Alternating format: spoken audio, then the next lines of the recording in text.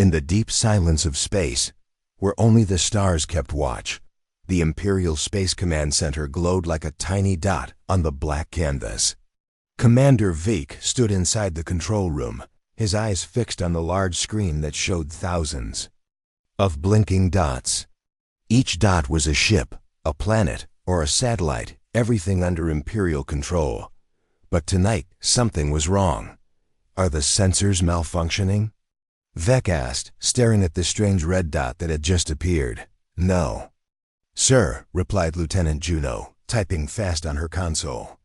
I've triple-checked. The signal is real, but it's not from any known ship. No ID, no energy trail, no registration. Vek frowned. That was impossible. Every ship in the Empire had to be tagged. There was no way for an object to move through space without leaving some sign behind. What's its speed? He asked. Sublight. Slow. Almost like it wants us to notice it, Juno said, her voice low. Vek leaned forward. Where is it going? Juno paused. Straight into Sector 9. Toward the old Earth Zone. The room fell quiet. Earth, the home of the ancient human race. Destroyed 200 years ago in the Great Cleansing. Nothing was supposed to be left. Number. Life, no tech, nothing. But the dot was moving straight there. Send a patrol, Vek ordered. I want eyes on that ship in 1 hour. The Imperial scout ship Bladehawk raced through the stars toward the mystery signal. Inside, Captain Rill gripped the controls, sweat on his brow. This is just another ghost reading, said Ensign Philo, trying to laugh. A comet maybe, Rill shook his head. Comets don't move like this, and they don't disappear from our records. The ship approached the last known position of the signal. Visual scan shows nothing, said Philo. Thermal? Rill asked. Nothing. Suddenly, the lights flickered. What the? Philo's voice cracked. A low hum filled the ship. It felt like something was breathing inside the walls. Then, for just 1 second, something passed in front of them. Black, metallic, shaped like no ship Rill had ever seen. And it wasn't flying, it was drifting, like a shadow. Then everything went dark. Back in command center, Juno screamed. We've lost contact with the Bladehawk. Vek slammed his fist. Replay last transmission. A shaky video flickered to life. In the center was a giant black ship, triangular, covered in strange glowing lines. There were no windows, no engines, no sound. Just silence. Then the screen filled with static, and a whisper came through. A human voice. You forgot us, but we remember. Everyone in the room stared at the screen. Juno's voice was barely a whisper. That voice. It sounded human. The next day, Commander Vik sat in a dark briefing room. Only the highest-ranking officers were allowed in. On the table was a dusty old file labeled Project Phantom. He opened it slowly. Inside were reports, recordings, and blueprints from over 2 centuries ago. The project was secret, hidden even from most of the Empire. It was a last-ditch human effort, something designed just before the Earth was destroyed. A ship. But not just a ship, a living machine. Built from nanotech, artificial intelligence, and something else, something no one fully understood. The humans called it the memory engine.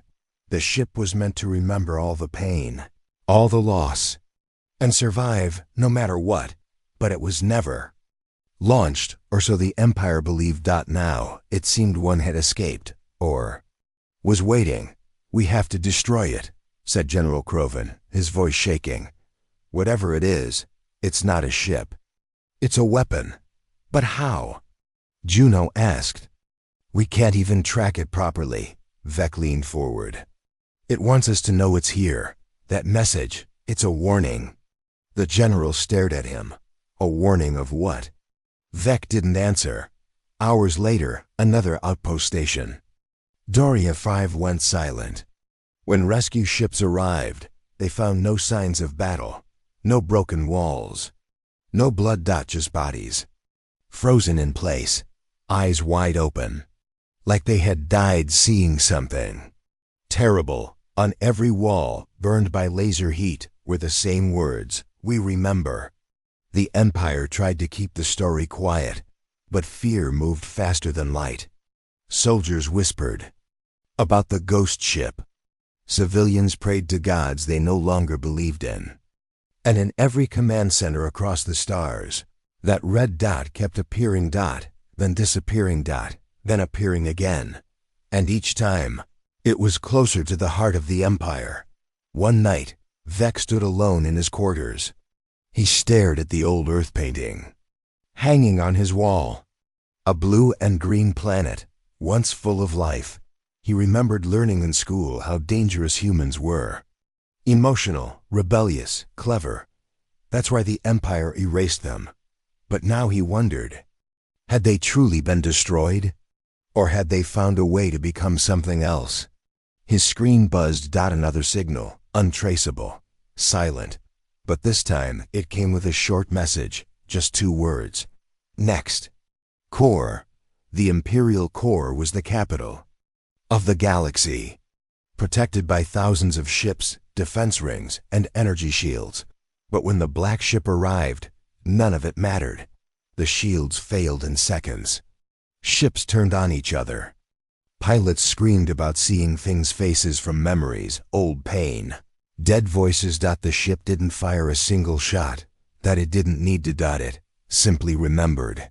And made others remember too. Commander Vec watched from a shuttle far away, escaping the destruction. He saw the core fall. He saw lights vanish. And in the center of it all was that silent ship. Drifting, watching, waiting. Then it vanished. Some say the ship was the last gift of humanity, a warning. Some believe it was a curse. Others say it was justice. But one thing was certain. The Empire had forgotten the humans. But the humans, the stars around the dead zone, never moved. Space there looked calm, even peaceful. But every pilot knew the truth. Nothing that entered the dead zone came back. No signals, no ships, no survivors. Inside the Imperial Command Center, Commander Vec stared at the massive star map. The red dot was back. It had appeared near the edge of the dead zone again. He spoke quietly. "It wants us to follow." Lieutenant Juno stood beside him, arms crossed. "Or maybe it wants us to vanish like the others." General Croven grunted from across the room. "We can't ignore this anymore. The galaxy is watching us. They're scared, and if we show fear, the Empire falls." Vec turned. "And if we walk into a trap, the Empire falls faster." "Then send a small team," Croven said. "Not a fleet. Just one ship. If they survive, we'll know more. If they don't," Juno shook her head, "that's suicide." But the order was given. 2 days later, a scout ship called the Silent Ray flew toward the dead zone. It was small, fast, and crewed by only 3 people. Captain Lyra was a quiet woman. She had flown more missions than any officer her age. Her eyes were sharp, always searching. Beside her sat her engineer, Dano, and their sensor expert, Ral. As they crossed into the dead zone, the stars seemed to fade. Light grew dim. Their ship's systems slowed a little, like the air had become heavier. "We're entering low-gravity fog," Ral reported. "Sensors are fuzzy. I'm trying to clear the feed." Lyra nodded. "Keep recording everything. We won't get a second chance." Suddenly, static filled the speakers. Then, a voice, faint, broken, male. "Don't come, don't, please." Ral's hand shook. Is that real?" Lyra leaned forward. "Clean the signal." Ral tapped the keys fast. "It's old, 2 days, maybe more. Weak source. Could be from another scout." "Play it again," Lyra ordered. This time the voice was clearer. Still broken. Still soft, but unmistakably human. "Saw it. Dark ship. It sees everything." The walls were breathing. "Don't sleep, don't follow." Then silence. Dano whispered, "That voice. That's from Captain Real. He vanished last week, but he was declared dead, Ral said. Lost in the last mission. Lyra didn't speak. Her face had gone pale. They moved deeper into the zone. Nothing but cold, empty space surrounded them. Then they saw it. A structure. Floating. Not a ship, not a station. Something in between. Black metal. Curved edges. Symbols along the sides, some Imperial, some unknown. It looks like bones, Dano said quietly. They circled it. No lights.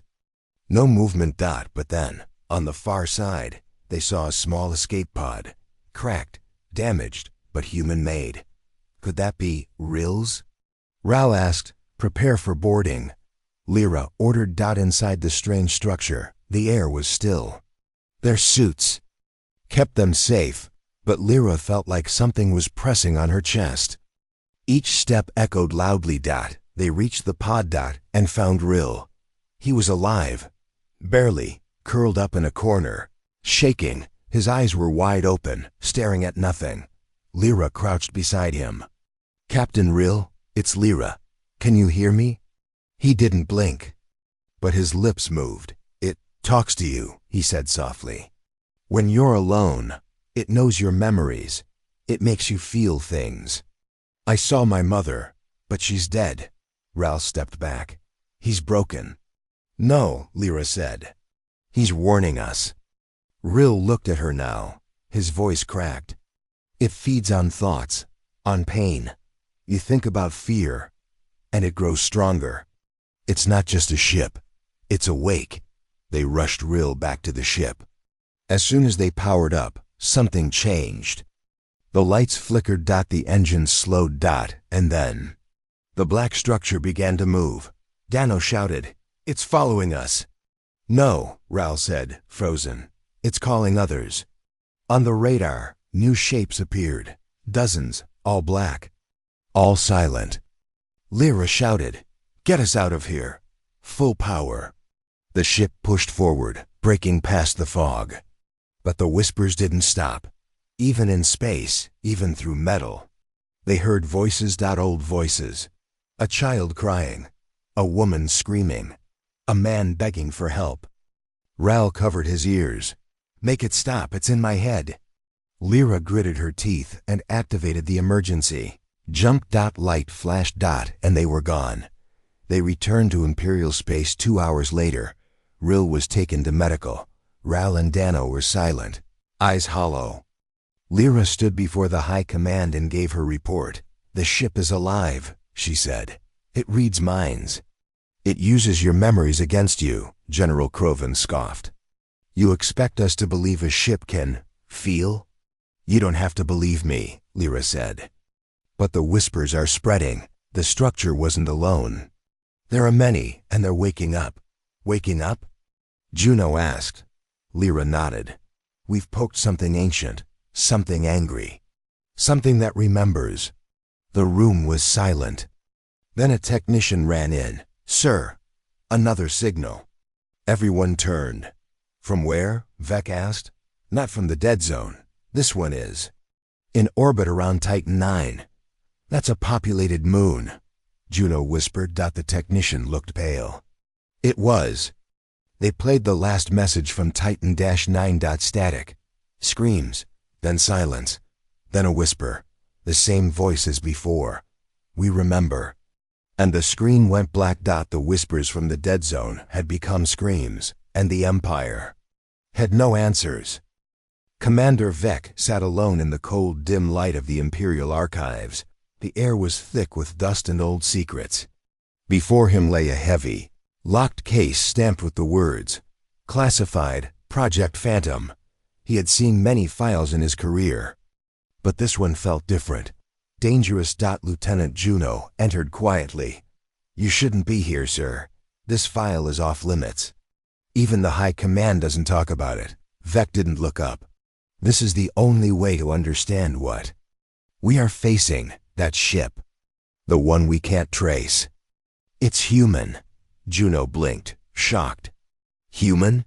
But Earth was destroyed centuries ago. We wiped them out." Vec opened the case. Inside were faded documents, photographs of a blue planet, and strange blueprints showing the ship unlike any known vessel. It was called the Memory Engine, he said, touching a yellowed page. A human project started before Earth's fall. They combined mind and machine. They tried to save their memories, their souls, in a living ship. Juno leaned over to look. Why keep this secret? Why hide it? Because it was dangerous. Vec replied. They feared what it could do. A ship that remembers pain, hate, fear, and uses it. Suddenly, a recording device powered on. A distorted voice began to speak. This ship. It was made to survive destruction, to carry the last human's will. It is not just metal and circuits, it carries memories ... and anger. Vex. Heart quickened. This is why the ghost ship haunts us. It's alive with human minds. Juno swallowed hard. But how? How did one escape? Vex shook his head. We don't know. But the Empire's greatest mistake was believing humans were gone. We never understood they had planned for this. Suddenly, the room's lights flickered. The old computer screen flashed a warning. Unknown. Ship detected near Imperial borders. Vec and Juno stared at the screen. The ship's shape was faint but unmistakable. It matched the memory engine's design perfectly. It's here, Vec whispered. They are coming back. Juno looked worried. Then we're running out of time. Vec closed the file carefully. We must prepare. The ghosts of the past have returned, and they remember everything. The mining colony of Arden 4 was quiet under the cold light of its distant sun. Miners worked in shifts, digging precious minerals to fuel the Empire's vast fleets. Life was routine safe, or so they thought, inside the colony's control room. Supervisor Kira checked the system monitors. Suddenly alarms blared. Sir, sensors show an unknown ship approaching, but it's not on any charts. A young technician shouted. Kira frowned. Can we identify it? Negative, it's cloaked or something else, the technician replied, eyes wide. Kira's heart raced. Alert the defense squad. Prepare for possible attack. Outside. The sky darkened as the black ship slipped silently through the atmosphere. It moved without sound or light, like a shadow in space. Inside the colony, the people felt a sudden chill. Machines began to flicker. Communications went dead. Is this a drill? A worker asked nervously.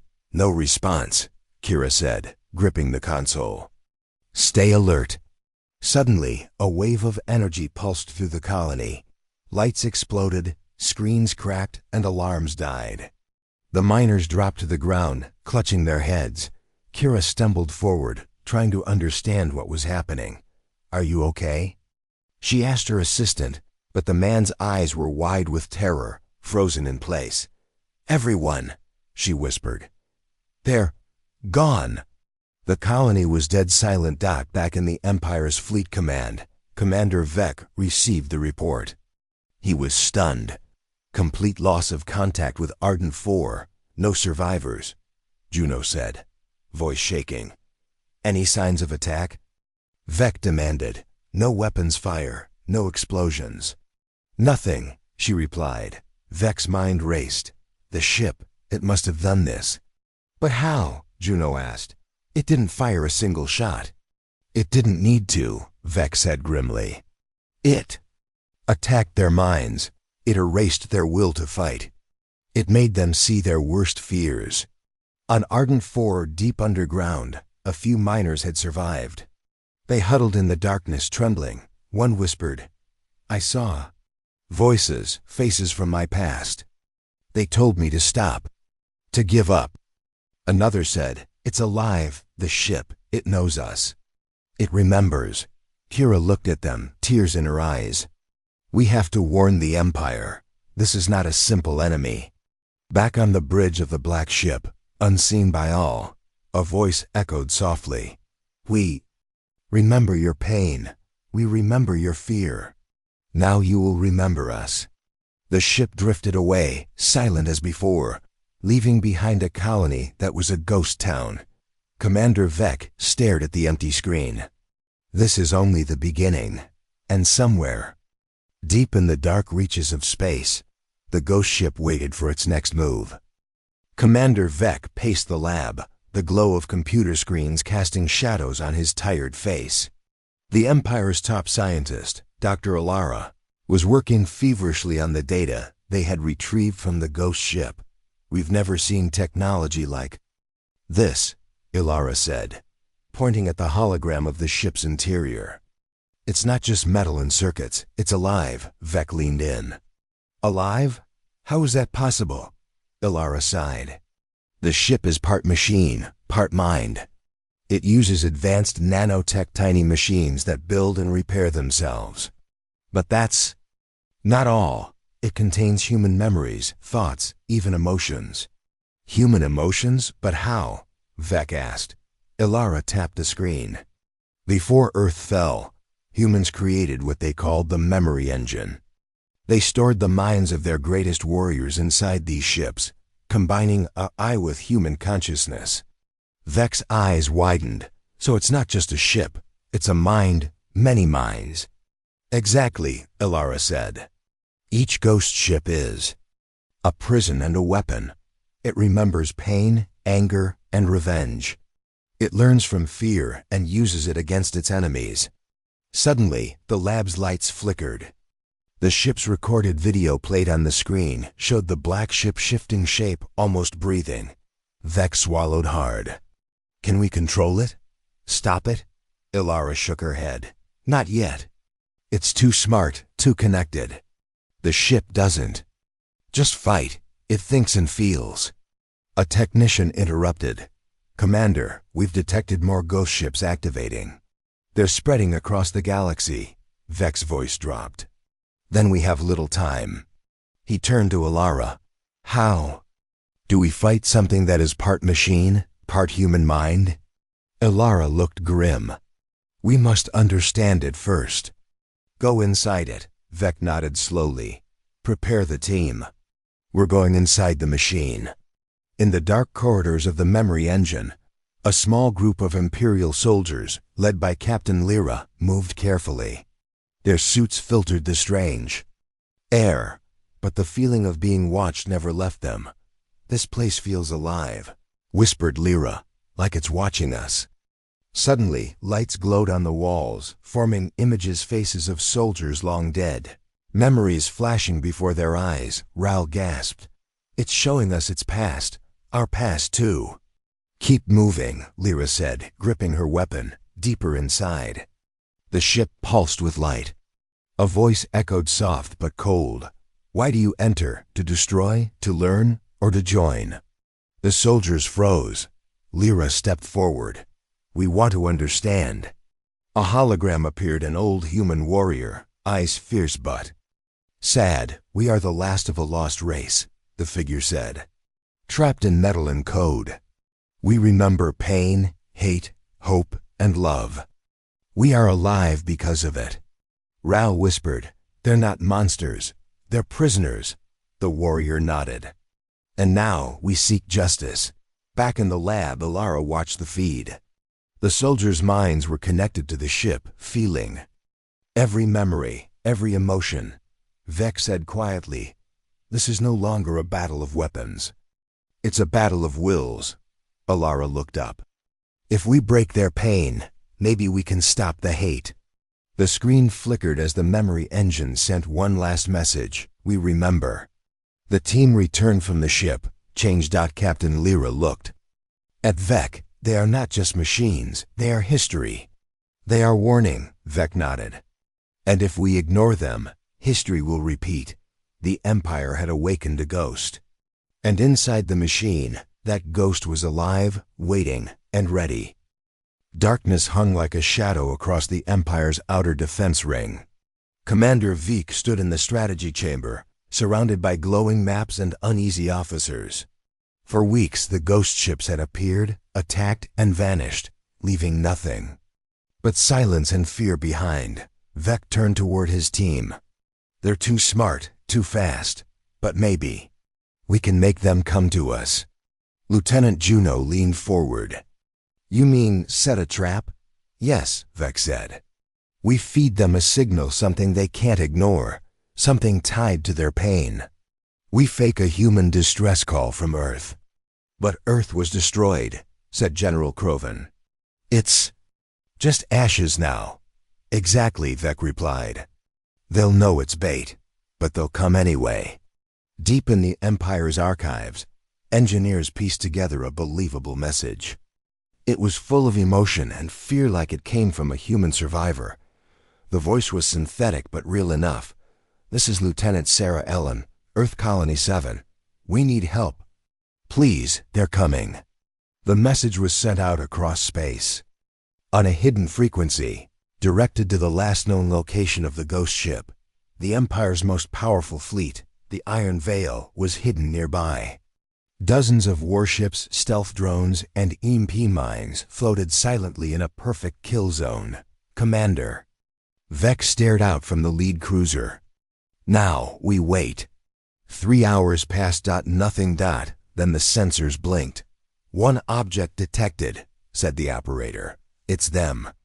The black triangle appeared out of nowhere. No engines, no light. Just a whisper of motion in the stars. Wait. For the signal, Vex said. The ghost ship drifted closer, slowly, like it was listening to the fake message. Then it stopped. They're scanning, Juno said. Vex nodded. Now. The trap snapped shut. Energy nets launched. M-bursts fired. Drones swarmed. But something was wrong.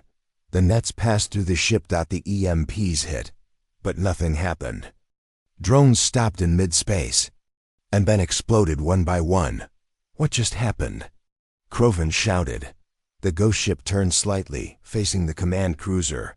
On every screen, a message appeared. 3 words, we saw you. Suddenly, the fleet's systems shut down. Lights blinked off. Engines died. Communications fell silent. Inside every ship, the crew heard whispers. Some heard voices from their past. Others saw images: dead family. Old regrets, old guilt. A captain on one destroyer screamed, "My son! He's alive! I see him! He's outside the ship!" He opened the airlock. And was gone. Panic spread like fire. Vex stood frozen. This wasn't a trap, Juno whispered. This was bait for us. They let us think we were in control, Vex said. But we were the ones being hunted. The ghost ship moved through the fleet, untouched, silent. One by one, the warships began turning on each other. Missiles launched without orders. Shields dropped. Chaos consumed the Iron Veil. Juno grabbed Vec's arm. We have to get out, now. Vec stared at the ghost ship. Its surface shifted slightly, as if it was breathing. He whispered. They knew everything. Our plan, our minds. They were inside before we even sent the signal. In the escape pod, Vec and Juno flew away from the burning wreckage of their fleet. From above, the battlefield looked like a graveyard: dead metal, drifting bodies, and a single black ship moving through the silence. I thought we were clever, Juno said. We underestimated them, Vec replied. They aren't ghosts. They're vengeance. A message flashed on the escape pod screen. It was the same voice from the fake Earth signal.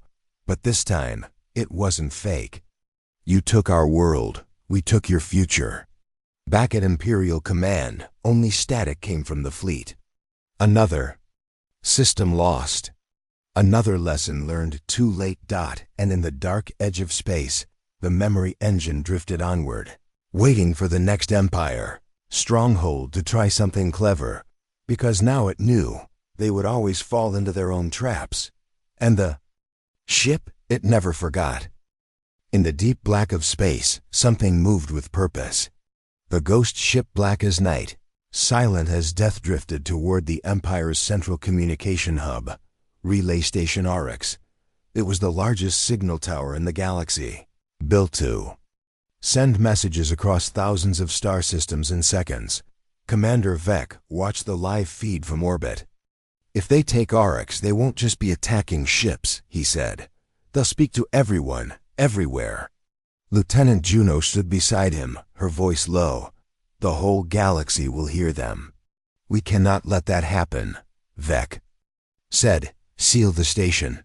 Prepare for full lockdown. Inside Orcs, workers moved fast, locking down systems and uploading firewalls. But something was wrong. The cameras glitched. Hall lights flickered. Some doors refused to close. Then came a low hum. The ghost ship had arrived. Inside the main control chamber, Chief Operator Drell stood at the command console. He stared at the monitor showing a single ship, unmarked, unscannable, floating just outside the station. Have we been hailed? He asked. No, sir. It's just waiting, said a tech. Drell frowned. Armed defenses. Prepare to fire. But before the order could be carried out, the screens turned black. Then, slowly, a message appeared. This is not a war. Drell's voice cracked. Where is this coming from? We don't know, said the tech. It's bypassing our system like it owns it. Another message appeared. This is memory. This is truth. This is justice. And then, a voice, not loud, not angry, just calm. It spoke in every language known to the galaxy, and some long forgotten. This is the voice of what you tried to erase. We are what you called humans. You burned our home, took our lives, and silenced our people. But memory cannot be burned, and pain does not forget. Drell stumbled back. Shut it down. Cut the signal. We're trying. It's in everything. The tech shouted. The message was now broadcasting to every system in the galaxy. To trading ships, to border colonies, to rival species, even to the outer empires that had stayed silent for centuries. All of them heard it. We were weak once. We were hunted, enslaved, and destroyed. But from that destruction, we made something stronger. We became more than flesh. We became thought. We became voice. We became machine. Vec, watching from orbit, clenched his fists. They're not just attacking us, he said. They're rewriting history. On distant planets, children stopped playing. Teachers stopped speaking. Soldiers froze mid-training. The message continued. You were told humans were gone, that our minds were simple, that we could never rise again. But you were wrong. We do not seek peace. We do not seek power. We seek only one thing. The screen blinked. Balance. Those who destroy without guilt must be judged. Those who forget must be reminded. We are the memory of every voice you silenced. And now, we remember all of you. The screen changed again. Footage played from the Empire's past. Earth burning, human prisoners. Laughter from soldiers, broken cities. Children hiding beneath rubble. It was the truth. And the galaxy watched. Some cried. Some turned away. Some grew angry. The message ended with one final line. We are not your enemy, but we are your consequence. Then, the screens turned black. Back inside the Empire, leaders scrambled to control the situation. They've ruined us, said General Croven. All eyes are questioning our past. Colonies are demanding answers. Vec stood in silence. Juno asked, What now, Commander? Vec looked at her. His voice was calm but heavy. Now the galaxy knows who we really are. She stepped closer. And the ghost ships? They've done their part. The message is their weapon. The fear it brings is stronger than any fleet. On a quiet farming moon far away, an old man watched the message with tears in his eyes. He had once fought in the human resistance. He thought they were all gone, but now he knew. Some part of humanity had survived, not as flesh and blood, but as fire and memory. And in the far reaches of the galaxy, hundreds of black ships turned silently toward their next destination, not to kill, but to remind. Because in the end, the sky above the Imperial capital turned dark, unnaturally dark. Admiral Vec stood at the balcony of the High Command Tower, eyes wide. "It's not a storm," he whispered. "It's them."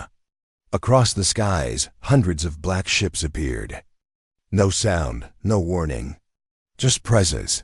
The ghost fleet had returned. From the ground, people looked up in fear.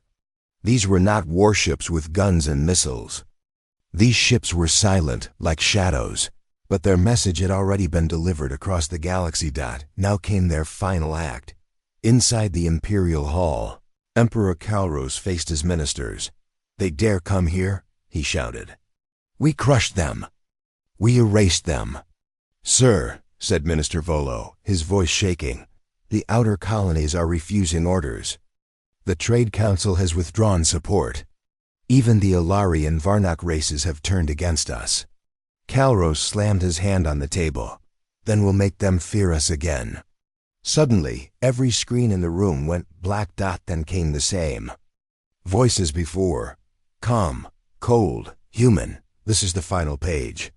The last truth. The end of your control." The ministers fell silent. "We were your victims. You made us slaves, then ashes, but memory lives.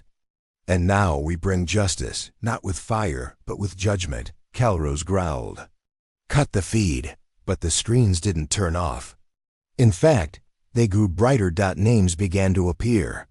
One after another, a long list, each one with crimes committed: genocide, torture, experimentation, extinction orders. Each name glowed red as it was spoken aloud. By the human AI, Calros saw his name. So did Admiral VEK. So did VOLO. In orbit. The ghost ships didn't attack. Instead, they deployed orbs floating, glowing spheres that hovered across cities, entering buildings, watching people. Wherever a name had appeared, an orb arrived. The people watched as orbs surrounded the towers of power, locked on targets, and projected holograms for all to see. The crimes of the guilty. Some people screamed, others cried, but no one moved. In the streets, civilians looked up at the sky and whispered, "They're not here to kill, they're here to expose." One man pointed. "That's Senator Marn. He ordered the mining massacre on Krellin." A woman gasped, "I lost my sister in that explosion." All across the capital, truth became visible. The Empire's lies collapsed in front of the galaxy's eyes, and with no weapons fired, the human fleet broke the back of an empire that ruled through fear. Inside the throne room, Calros shouted. His guards, "Shoot the orbs, shoot them all." But the guards stood still. Even they had seen the truth. Even they now questioned who they had served. Admiral Vek stepped forward. "It's over, Calros." Calros turned, eyes wide. "You're with them?" "No," Vek said quietly. "I'm with what's right." Vek removed his badge and dropped it to the floor. High above, the ghost ships began to speak again. "Judgment is not revenge. It is clarity. Those who destroyed must answer. Those who watched and did nothing must choose." Then, across every screen in the Empire, a choice appeared. Accept truth. Stand trial. Be remembered by what you did. Some chose to flee. Some chose to confess. Some took their own lives. But many stood up and said, "We were wrong." And the ships listened. Days passed. The capital was no longer silent. It was rebuilding. Not with orders, but with voices. The galaxy began to shift. Other races who had helped the Empire now opened their archives. Apologies were sent. Tribunals formed. Justice began to take shape, not from power, but from truth. One final ship, the largest of all, descended to Earth's orbit. Inside, an AI spoke one last message. "We are not gods. We are not kings. We are the record of pain, the voice of the fallen, and the last breath of those never heard." The ship transmitted a massive data file, the human, archived to every world. It contained stories, faces, history. Everything the Empire tried to erase. Then, the fleet turned away. They had judged, and they had left a galaxy forever changed. On a quiet moon, a child asked her grandfather, "Were humans real?" He smiled softly. They were more than real, he said. They were broken, but they rose. The child looked up at the sky. Will they come back? Maybe, the old man said. But only if the galaxy forgets again. And high above, among the stars, the last ghost ship disappeared into the darkness, but its voice remained forever.